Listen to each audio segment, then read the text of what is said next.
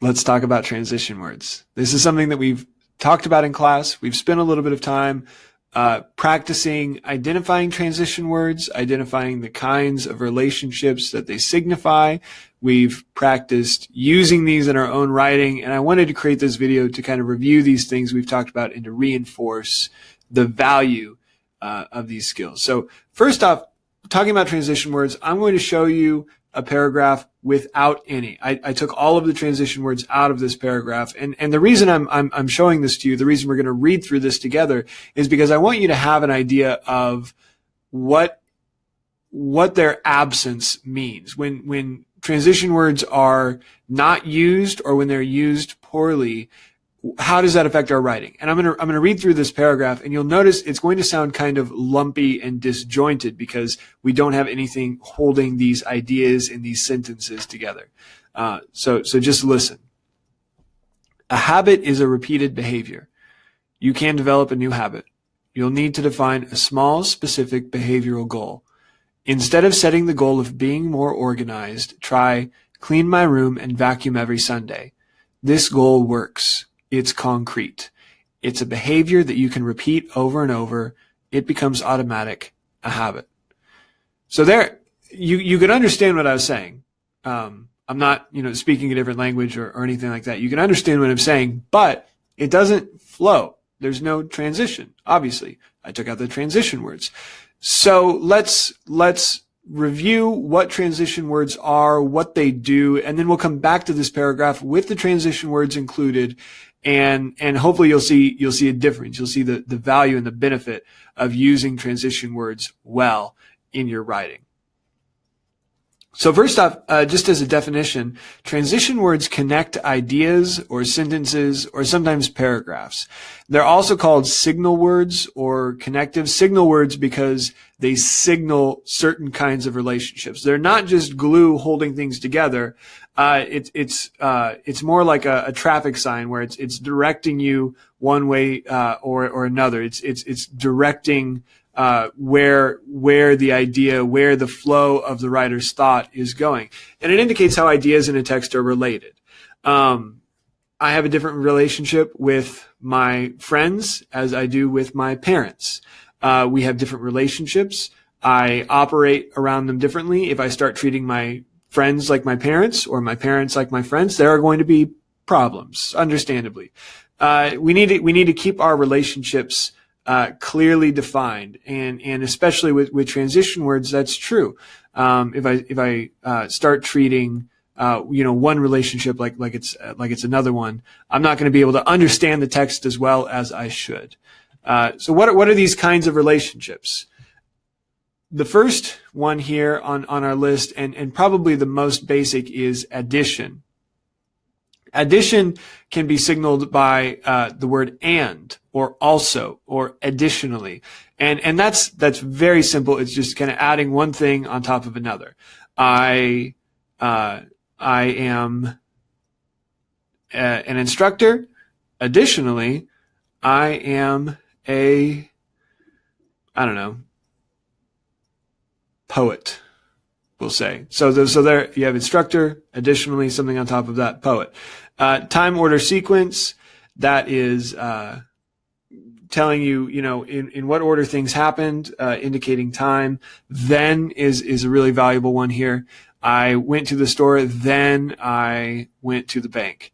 And that relationship is obvious. Example, for example, or for instance, if I give you kind of a general statement, you wouldn't like me when I'm hungry. For example, the other day I was grumpy because I hadn't eaten lunch.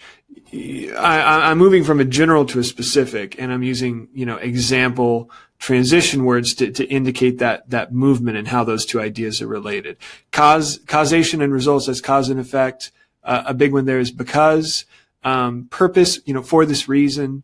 That's similar to cause and effect, but there's a slight difference there where purpose means, something is happening for a reason, where cause and effect, There may not be any reason. It's just this happened, and then as a result, this other thing happened. Comparison and similarity, we're talking about how two things are similar. Contrast and difference, we're talking about how two things are unlike. Contrast and difference, it's actually even broader than that, because anytime I have two ideas side by side that don't fit together, and I use a word like but or however or nevertheless, that relationship is contrast, because I have two ideas that don't fit together very well. Let me give you an example. I love dogs, but I am allergic to them. So there I have two ideas. I love dogs. I'm allergic to them. And they're in tension. There's a contrast between those two ideas. They don't get together. They don't get along very well. But there's contrast there. And I use the word but. I could also use however. I like dogs, however, I'm allergic to them. Or nevertheless. I like dogs, nevertheless, I'm allergic. So contrast is not just two things that are different. But it's also when there's sort of a tension or disagreement between two ideas. And then summary, obviously it's bringing everything together. Maybe moving from specific examples to kind of a general statement. In conclusion, that's why I am the way that I am, or whatever it would be. Some advice I give to students when they're reading and they're looking for and trying to identify transition words is that they annotate what they're reading. By annotate, I mean write with read with a pen in your hand. I don't know why I'm not holding a pen. Read with a pen in your hand, and when you come across a transition word, make a little mark on the paper. Write on what you're reading, as long as it's not a library book or something that you borrowed from me. But make a little bit of a mark. And I like to have little symbols that I use to annotate transition words. So for addition, I'll do like stairs. For time, I might do a clock. For example, I'll do a star. Cause and effect, I'll draw an arrow. And then compare and contrast, I'll draw kind of two overlapping rings like a Venn diagram. And I'll occasionally I'll encourage students or myself, I'll put these little marks in the margin to indicate here's how the ideas are flowing together. And then when I get done, I can kind of take a step back. I can see all of these markings that I put in the margins, and I can start to get a big picture idea of how the writer is trying to organize his or her thoughts. So that's what transition words are, different kinds of relationships, how to kind of signal and annotate when you see them in your reading. Let's go back to that original paragraph. I've put the transition words back in. So let's read through this again. You'll notice it's going to fit together a little bit more nicely. And then I'll go through and I'll point out some specific transition words and the kinds of relationships that they are indicating. So go ahead. I'm going to read. You can listen. A habit is a repeated behavior. Before you can develop a new habit, you'll need to define a small, specific behavioral goal. For example, instead of setting the goal of being more organized, try clean my room and vacuum every Sunday morning. This goal works because it's concrete. It's a behavior that you can repeat over and over until it becomes automatic. In other words, a habit. So there, that sounds so much better. But let's go through and actually look at the specific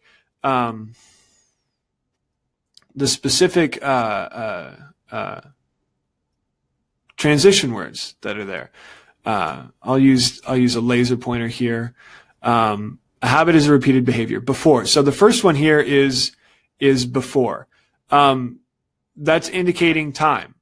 Obviously. So before you can develop a new habit, you'll need to define a small specific behavioral goal. So I have these two ideas here. You can develop a new habit and you'll need to define a small specific behavioral goal. So one of these comes before the other. Defining a small specific goal comes before developing a new habit. And that relationship is indicated by before. If you remember, when I read this the first time, I didn't have before there. So it just said, you can develop a new habit. You'll need to define a small specific behavioral goal. So we just had these two sentences, and it sounded like kind of two commands. Develop a new habit. define a goal. And it wasn't really clear how these fit together. Am I supposed to define a habit first and then a goal and then a habit? Or do these both happen at the same time? Are you just telling me that I can, and it's up to me to figure out how? But here, the before makes this so much more clear. The next transition word is for example, and this is actually a phrase because it's more than one word. For example, instead of setting the goal of being more organized, try clean my room and vacuum every Sunday morning. So again, this is example. This is an example kind of relationship. And obviously it's being indicated by for example. So we had this general statement. Before you can develop a new habit, you'll need to define a small specific behavioral goal. And then here's a specific example. Here's something concrete to kind of flesh out what I just said. Instead of setting the goal of being more organized, try clean my room and vacuum every Sunday morning. So that's an example of what came in the previous sentence. So that's tying the sentences together. Let's keep going. This goal works because it's concrete. The transition word is because. And yes, they're everywhere. Even in this short of a paragraph, we have like 4 or 5. So yeah, there are a lot, and that's okay. Because all of these ideas need to be tied together somehow. So this goal works because it's concrete. So there we have because. And because is indicating cause and effect. Here's why this goal works. It's concrete. Instead of just this goal works, it's concrete, which are just 2 plain statements. Now we have them tied together, and we see that there's a cause and effect relationship there. It's a behavior that you can repeat over and over until it becomes automatic. I think until was a word that I took out the first time. That's kind of time or duration. It's a habit that you can repeat over and over until it becomes automatic. So that's kind of saying you repeat it, and then, once it becomes automatic, it's a habit. In other words, yeah, a habit. And then the last one here is, in other words, that's summary. Obviously we're kind of bringing everything together. We're restating it in one little punchy word, a habit. It's a behavior that you can repeat over and over until it becomes automatic. In other words, a habit. So that is actually just summarizing that sentence. A behavior you can repeat over and over until it becomes automatic. In other words, a habit, we're saying, okay, that was the definition of a habit. Here's the summary of that sentence is just the word habit. So there you have kind of all of a variety of different transition words.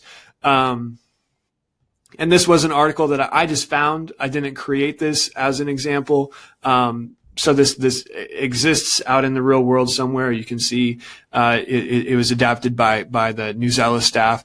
But this is an example of a paragraph that you might come across in your reading, and identifying the transition words, identifying the kinds of relationship that they indicate, help you understand how the ideas fit together, and practicing identifying transition words, practicing decoding these relationships is only going to strengthen your own writing. Because when you're writing and you're trying to tie together different ideas, you have these tools in your toolkit that you can say, well, it seems like there's a cause and effect relationship here, so maybe I need to use a cause and effect transition word. So not just in your reading, but in your writing, these are good skills and ideas to hold on to. I hope you found this video helpful. If there's anything that you still have questions about, or you would like me to explain further, please let me know.